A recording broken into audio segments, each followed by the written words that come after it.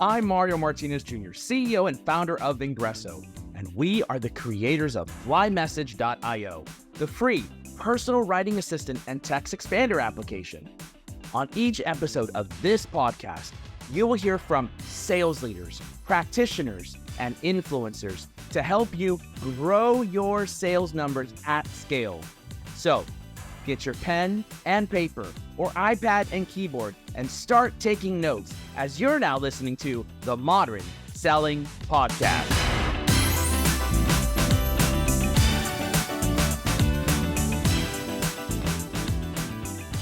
Ladies and gentlemen, welcome to this episode of the Modern Selling Podcast. And today I've got a very awesome special guest. It is my friend, Mr. Lloyed Lobo. Who the heck is Lloyed Lobo? He is the author of the Wall Street Journal bestseller From Grassroots to Greatness and co-founder of Boast.AI, which we'll talk about, and Traction.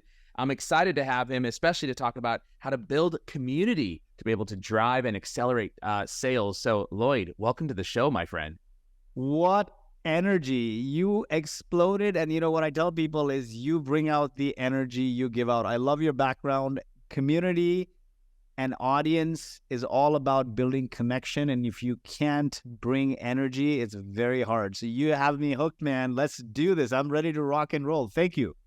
You're very welcome, man. I'm glad to have you on the show here too as well. It's funny because, every time we record a podcast, usually in the pregame show, I'm just talking and chill, everything's relaxed. And then all of a sudden I said, all right, we're going to get started again. 3, 2, 1. Welcome to everyone. And this is all of a sudden like this, this boost of energy that just exudes. So that's the way you got to do it. And all my listeners, they've been fantastic listeners for now. We're going on, let's see, in a couple months, we'll be 7-year long running show.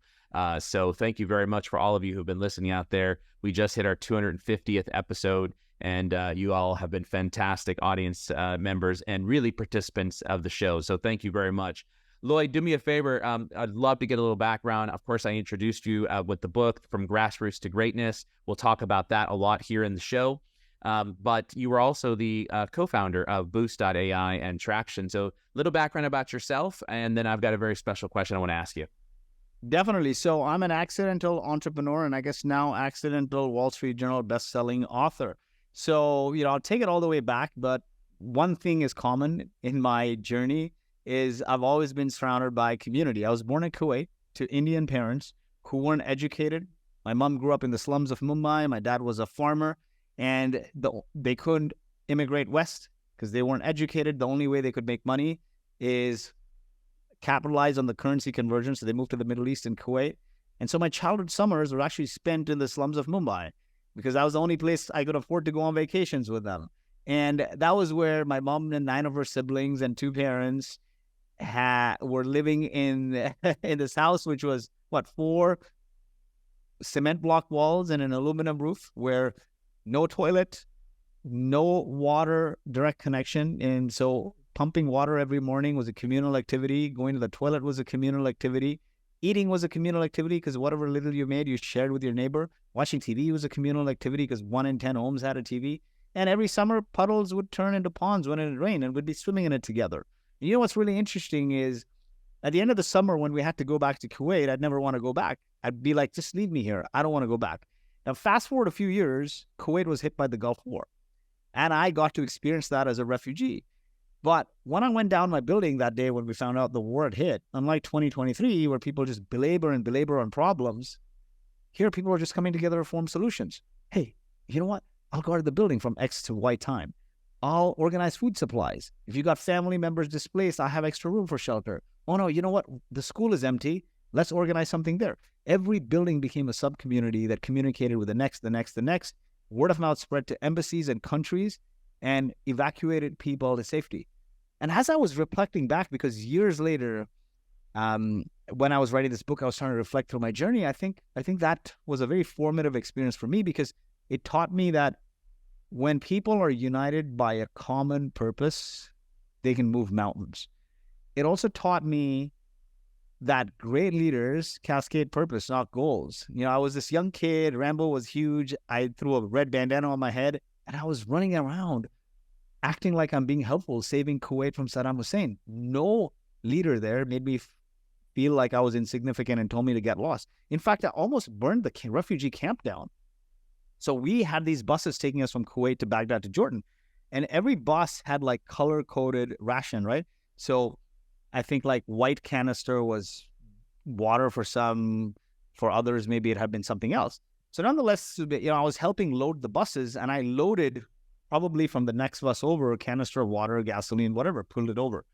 And now when we get to the first refugee camp, my uncle, who's like 6'5", he's like, let's make some tea. We're all like exhausted, right? He puts up a bonfire and he's pouring this into this huge vessel, this what he thinks is water, and the whole thing just blows up and it ended up being gasoline. Nobody blamed me for it. Nobody put me in trouble, despite the situation they were in.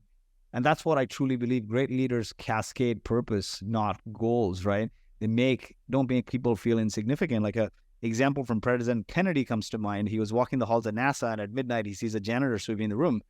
And he says, sir, what are you doing at this hour? And the janitor says, sir, I'm putting a man on the moon. That is what great purpose is. And it also taught me about entrepreneurship. Honestly, after that experience, I was always a rebellious kid. I was always on the other side of risk. And when I look back, I realized I got that entrepreneurial spirit from there. And people ask me, like, Gulf War taught you about entrepreneurship? And I tell them, entrepreneurship is not about making money. It's about taking an obscure idea to execution and impact while dealing with extreme risk, uncertainty, and ambiguity. No bigger risk and uncertainty than the war where you're going to almost die. And so then many years later, we immigrated to Canada. I didn't finish engineering. And this is a whole story I'll tell you about. I didn't finish high school, but I got into engineering school. So without a high school diploma, I finished engineering. And then another funny unconventional road is I didn't do an engineering job. I took my first job in cold calling. And then my journey from cold calling to salesperson to running sales to becoming an entrepreneur. And that was the journey. But it's very unconventional. That's an interesting story, man. I don't think I've had that much of a complex upbringing and background. And I certainly all those experiences shaped you. And I was going to ask you a question, which was, tell us something nobody knows about you, even if they're looking at any or all of your social profiles. I don't know if you can beat what you just said, but I'm pretty sure that that's one of the stories right there. But is there anything else that somebody doesn't know about you?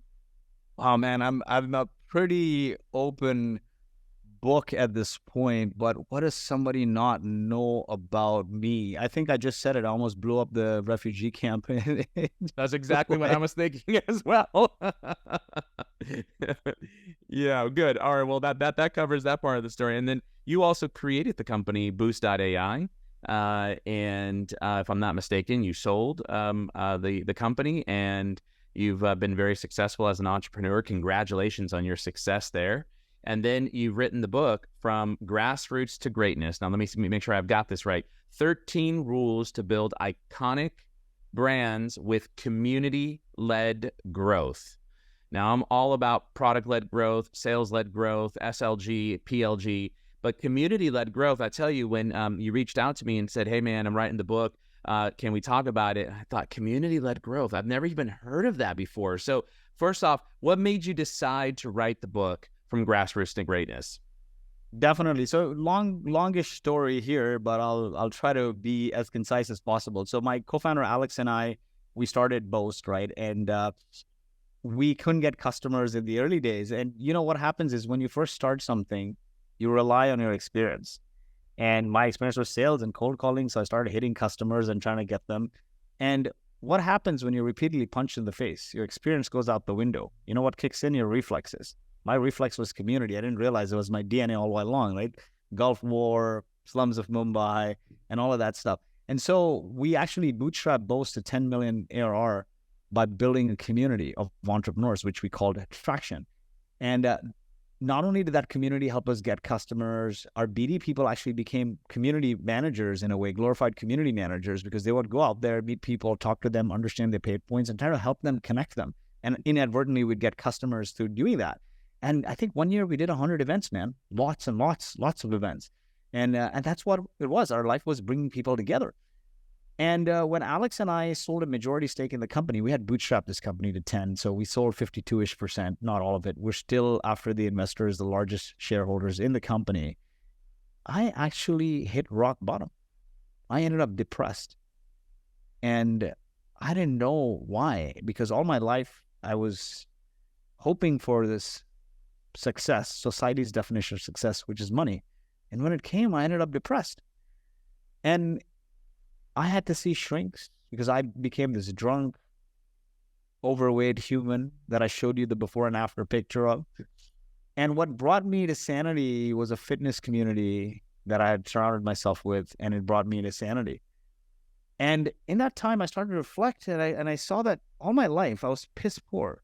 I had so many challenges, but I can never point to a time where the challenge was so hard that it stuck in my memory, because I was surrounded by a community of awesome people.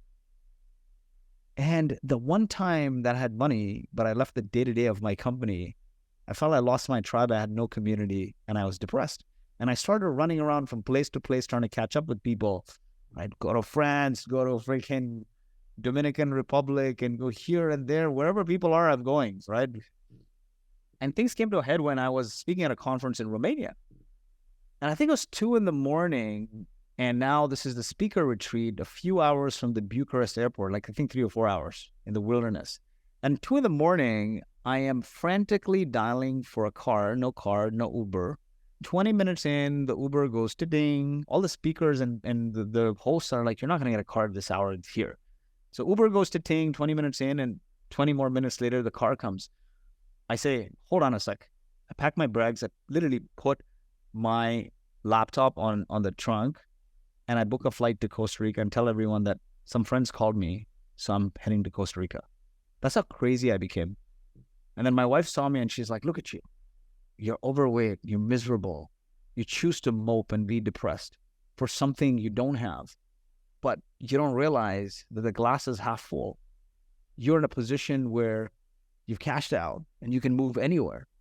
You still have a board seat and somebody else is running the company for a bigger outcome.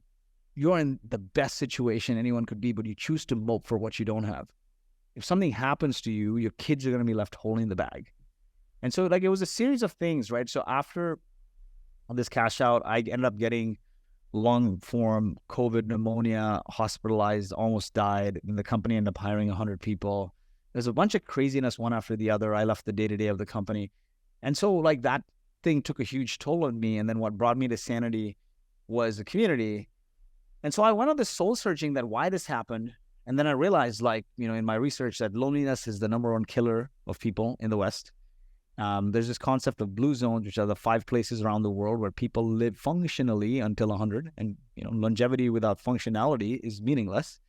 And those places have 9 traits. 4 or 5 of them have to do with human-to-human connection, right? Social connection. And then I started like watching all our Traction community content over the last, 8 years.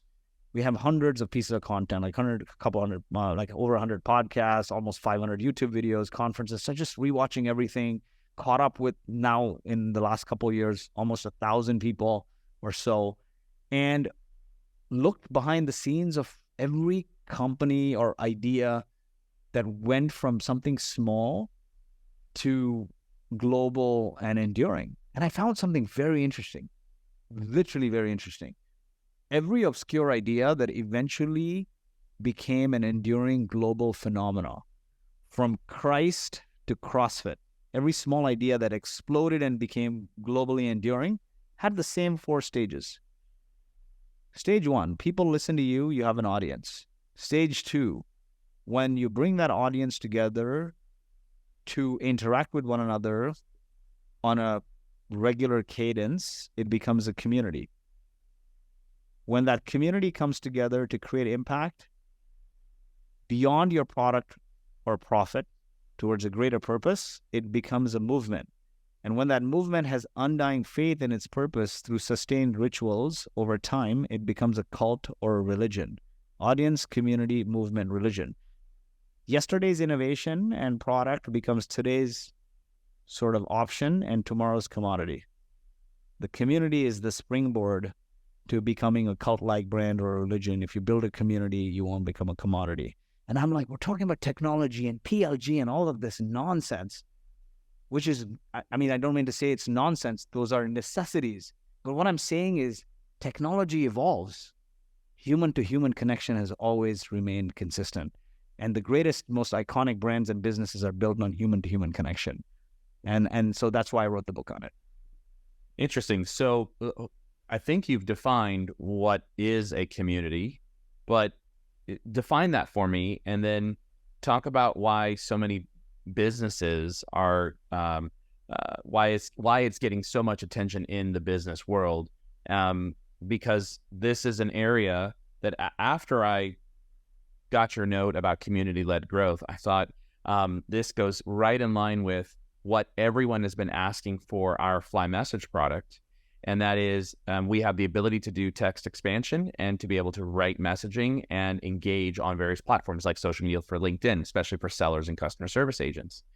But what has been a common request by individuals is, hey, I've got all my messages that I use, and I want to know how many times I've used it, but I also want to be able to see from the community, everybody else, what messages they might be using in this use case or that use case or this use case, so that we have the ability to be able to share these types of messages, and I can beg, borrow, and steal from other people.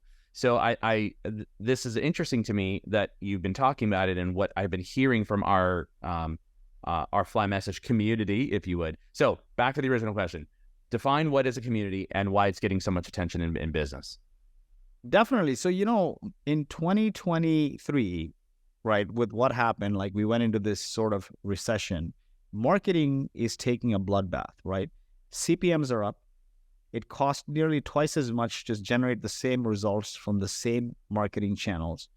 With generative AI, after the novelty wore off, people are just copy pasting, and you can see that it is coming from ChatGPT, right? There's the sea of sameness.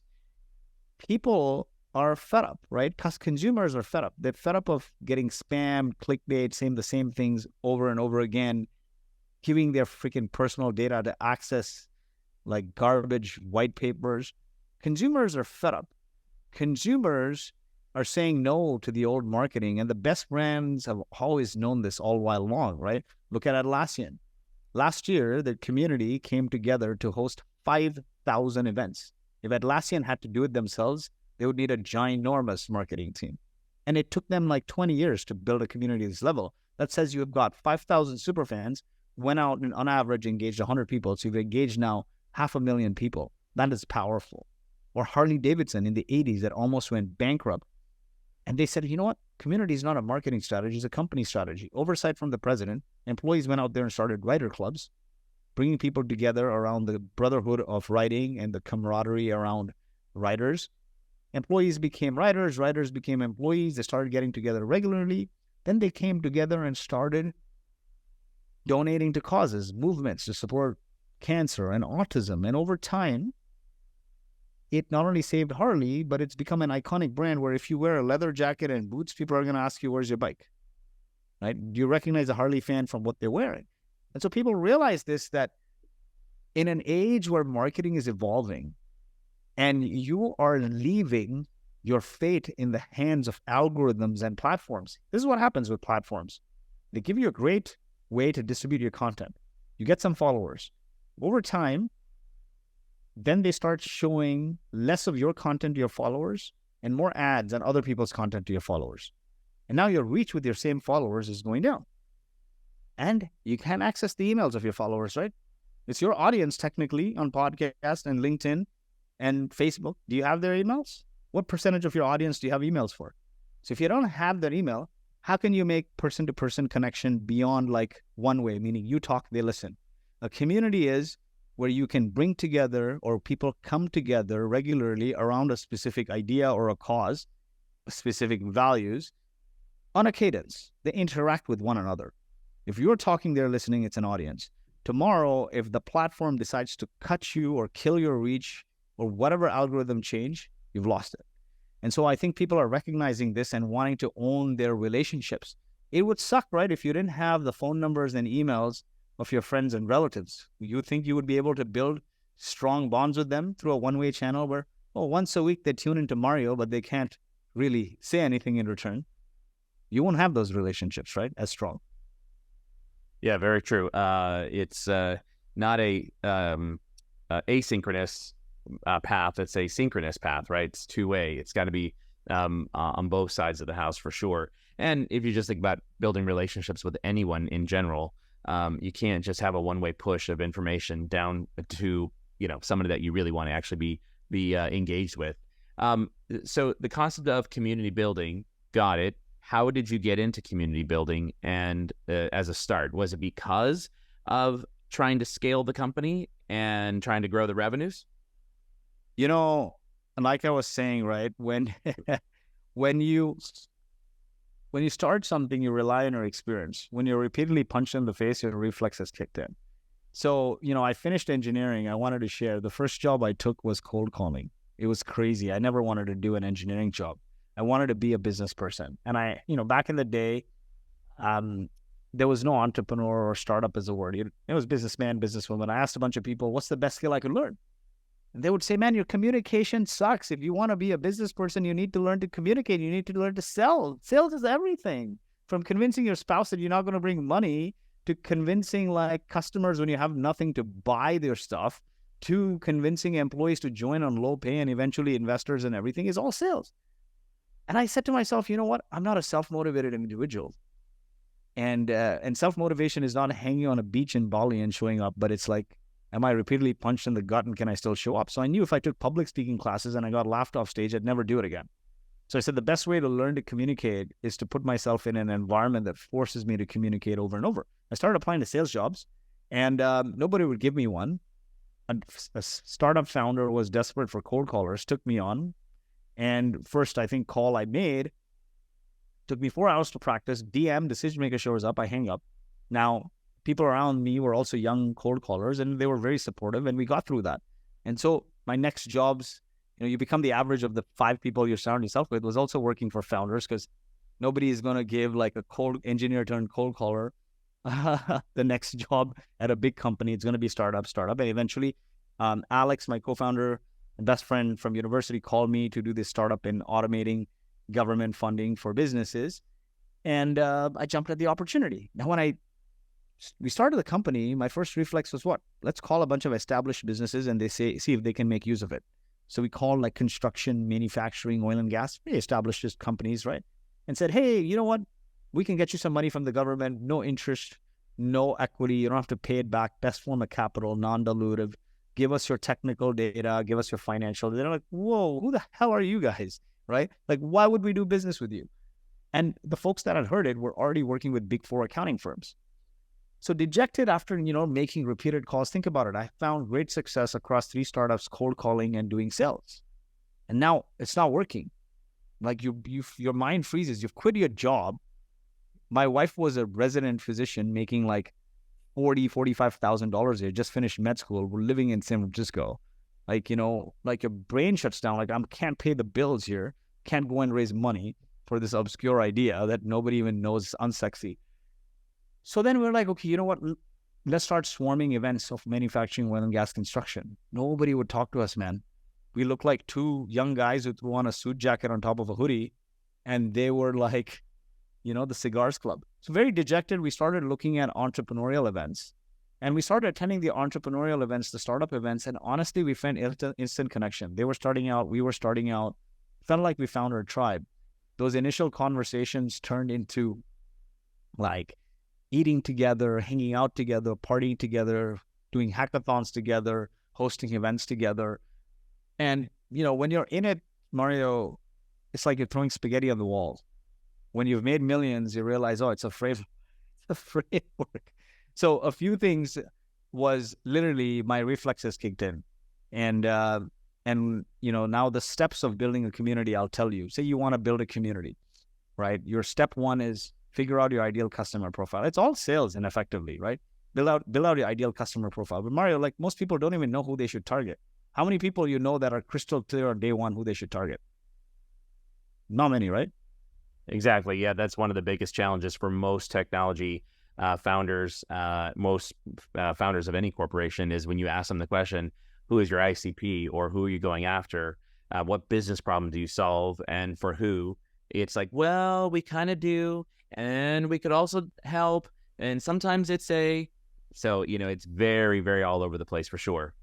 So I'll break this down for you. Startups are built in phases. Phase 1 is validation. Phase 2 is product market fit. Phase 3 is product channel fit. And phase 4 is scale. But let's talk about phase 1 for a second, because maybe there's some early stage audiences, and nonetheless, you want to start somewhere, right? So phase 1 is validation. What is, for a B2B SaaS company that is sales led, what is the goal of validation? Can I get 10 people to pay me to try it out? So what is the leading indicator of that? What are the things you need to do to get to validation? You need to nail down your ICP. You need to make sure your message resonates. And you need to make sure you're getting a pull of conversations, meaning for the number of people who are reaching out, people are willing to have conversations with you. Because if they're not, then you don't have the ICP nailed, and the message, you definitely don't have message market fit. And so the way I think about it now, if you want to figure out your ICP, number one, do I have a love for this audience? Customer love is so important, man. You know this. How long have you been running your company? We're going on our seventh. Well, the first company was 1 year, and then this last company here is 6 years, 7 years total. Same ICP. If you didn't love this ICP, would you be able to sustain? I know. As a matter of fact, I've made a decision to be very, very focused on the sales and marketing community. Now with Fly Message, we actually serve all knowledge workers, but we have 4 primary buyers. That is the sales line of business, customer service, business owners, and HR recruiters. So it actually is diversified the ICP a little bit for me, which has given me some new breath and new life to be able to start figuring out the who, the what, the how for these folks. But at the core of it all, our largest user group of Fly Message, 25% is salespeople. And that's who I love, know, like, and trust for 26 years.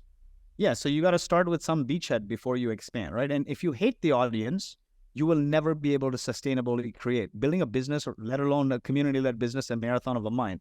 So this is what I look at it. This is how I look at it as a framework now, looking back. But if I had to start again, how do I figure out what ICP I should go after? One, do I love this audience? Meaning, can I sustainably build, create for this audience? Look at it. We went after the startup audience. Not only we built Boast for it, we built a large community traction for it. I did 2 other startups that failed for the same audience. Nonetheless, we failed because the tech didn't work, not because we didn't have the audience. And I wrote a best-selling book for the same audience. I wouldn't be able to otherwise, man. 2, is it a small but growing niche? Small niches are important. It's important in the early days to niche down, because when you're too high level, you're trying to be everything to everyone. It doesn't quite work. You have earned the right now to go beyond sales, but in the early days, you focused on sales. The third is, do they have a propensity to pay? If people don't pay you, you don't have no business. And the last one is there ease of access? You may love this ICP, and it may be a small but massively growing big TAM, but if you have no access, you will never get off, right? So that was it, and we found that with startups. Now, once you've nailed this ICP, once you know who you're going to target, we inadvertently did this. It's not like we planned it. Because we found a brotherhood, shared brotherhood with them, we started eating, breathing, drinking, sleeping where they did. And we got to understand their pains and their goals, and also their long-term aspirations. You know, your pains and goals gives you product 1. When you understand the long-term aspiration, it gives you product 2 and 3 and 4. And any $100 million revenue company has multiple products anyway. And then we understood what stood in their way, right? So you really understand the ICP. Now, we also understood the ICP's circle of influence, meaning who are the people they follow and they respect. We made a list of that. Could be your podcast guests, right? That could be your speakers at your events. Because when you're obscure and small, the people you associate with give you credibility by way of brand rub. And then you make a list of who do they fund? What are the tools or services they pay for? That is a list of people you can partner with, co-host with, bring on as sponsors. You get their circle of influence. You get their influence as well. And the last one is, where do they frequent? Meaning what tools they pay for, what platforms they hang out on. If they're on LinkedIn and you're creating on like Discord, then it might not make sense, right? So what platforms they hang out on, what blogs, magazines they read. And so those are the first few steps, understanding your ICP really well. Now that you understand their ICP, understand their pain points, their goals, their aspirations, and through that customer development, conversational exercise, spending time with them, maybe, I encourage, write down like 100 burning questions this ICP has towards the problem you're trying to solve, right? Like it could be any number of things, but write that down. Basically, if you had to write down the ultimate guide to XYZ, what would be the chapters, subchapters, and key topics? Now you have 2 tasks. One is create an audience online through consistent content creation. And 2, bring that audience together to interact with one another on preferably an offline channel, maybe a weekly meetup or monthly meetup where there's some cadence, and complement that with an online community channel. Maybe it's a chat, or maybe it's a cohort-based learning, or maybe it's a live webinar where people are interacting with other. And then do that at a regular cadence. So you have now people listening to your content, watching your content regularly, but then they're also coming together to interact with one another. There's great power, especially in high ICP products, but nonetheless, there's great power in people coming together in person. Anytime you incorporate more than 2 senses, you build stronger connections. We're sound and sight, right? Think about it. Some of the best friends you have, they become your drinking buddies and poker buddies. Why? Because you're hanging out in person. Would you be able to accomplish the same thing by just doing it online for years? Not, right? It's very hard. And so you build that extra trust and that extra level of bond, and when you meet in person. So build an audience online, and I can give you some playbooks and tips to do that exactly, because it's not as hard as people think. You know what's hard? Hard is doing what you do, being consistent, to never stop. Amen to that. And it takes a lot of time. Yeah, that's for sure. Well, you built up the Traction community to over 110,000 subscribers through meetups, conferences that you just mentioned. And it effectively helped you guys bootstrap Boast to 8 million. Is that right? Or not 8 million, 8 figures. Yeah. So 10 million, it helped us bootstrap. And you know what's funny is the investors who bought half the company also came from that community. We hosted an event, and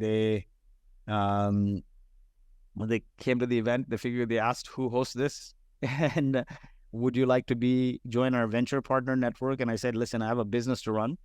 And they're like, what business? And I explained what the business does, and they're like, you sell $100 bills for $20? I'm like, yeah. What is your gross margin? And we're like, so high. And they're like, how do you get customers? I'm like, through doing these events. They're like, what? And they decided to buy half the company, because at 5 million, we were less than 30 people, and with line of sight towards the end of year to near 10 million anyway. But the interesting thing was the community helped us get massive social proof and build partnerships with influencers. And just by hosting events, co-hosting events with partners sustainably over years, we would get the social proof. Because think about it, we're accessing people's sensitive data. It requires social proof. And when you have that social proof and transference of trust, you get customers, right? When people refer you. And so the community can generate a huge word of mouth, but the people who bought a majority stake in the company also came through the community. So I feel like everything I am is because of that community. Now I live in Dubai. Probably 50% of the key people I know here is through that community. At the last conference we hosted, I said I'm moving to Dubai, and people just swarmed to make intros. So for me, it's everything. Now, I do want to share one or two steps that I didn't talk about that will be relevant. Before you go off and try to build a community, think about if you have the DNA of giving, if you draw joy from helping people and giving to people, right? Because if you hate doing that and you want the immediate transactional gain, just go and leverage a direct response channel, like build the best email sequence and cold call sequence and the best ad sequence to get direct response. Community is a labor of love. It's a marathon of the heart and mind, and it takes a long time. And it follows this pattern of give value, and eventually you get. It took a long time. And it's about like visibility, credibility, and then profitability. It's a sustainable game. You need to complement it in the short term with direct response channels.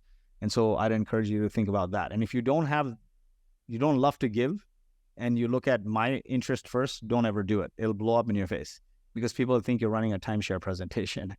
The second thing is be deliberate about figuring out what kind of community you want to build.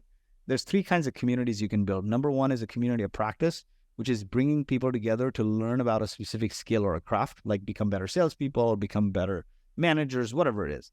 And, that could be the HubSpot community. Remember early in the days before HubSpot had a product, their community was called Inbound. It was all about teaching you how to become a better digital marketer. Or Gainsight's community in the early days was all about customer success. I didn't even know what customer success was. They came up with this word out of thin air and said, oh, customer service is broken because you're always stuck on the phone.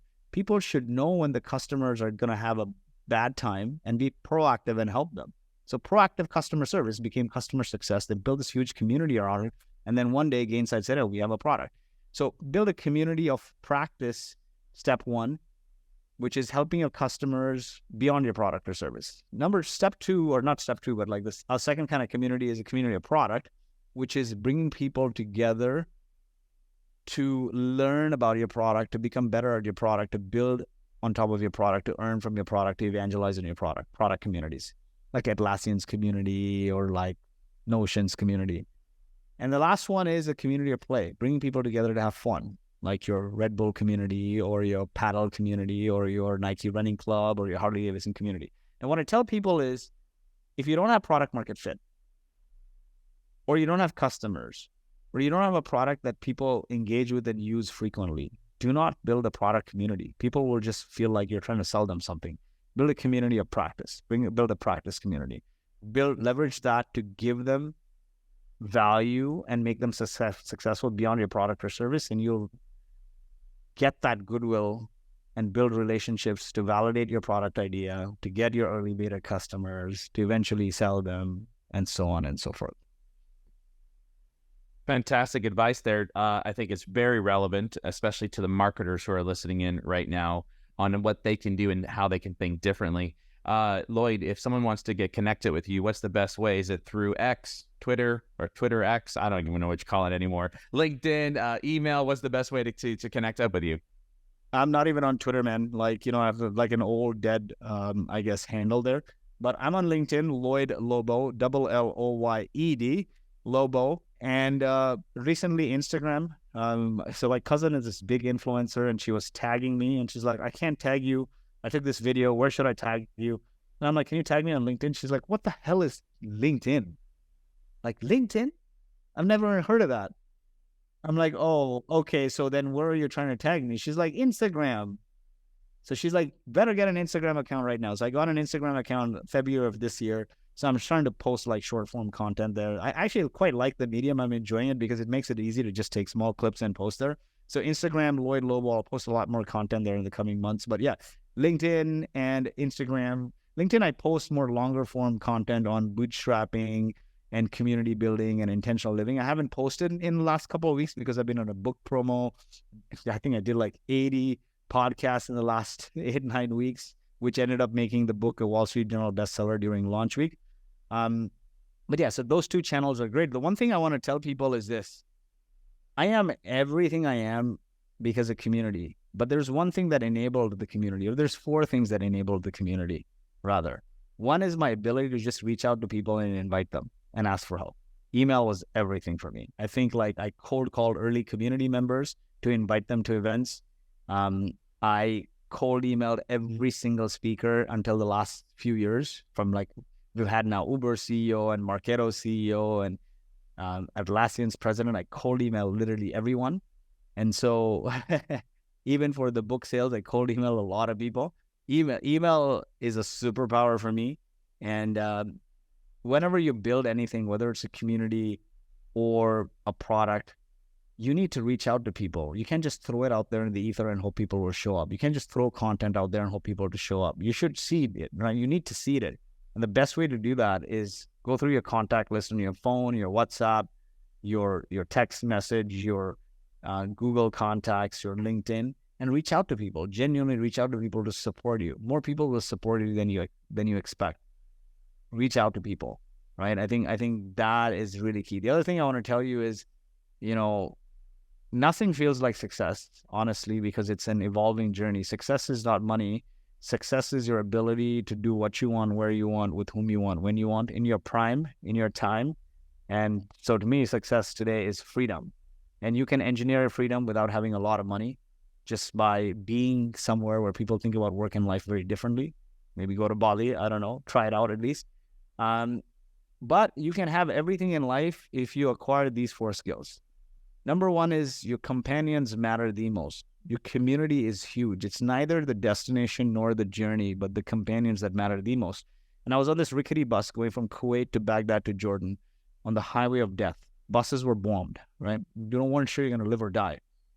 I see adults around the bus, Mario, I kid you not, that image will never leave me all my life. Through every pain and suffering that I've had in my life, I've even lost one of our twins in the womb, and it was a very, very difficult experience. But that image from that rickety bus going on the highway of death always sticks with me through my hardest times. People on that bus were singing and laughing and playing the guitar.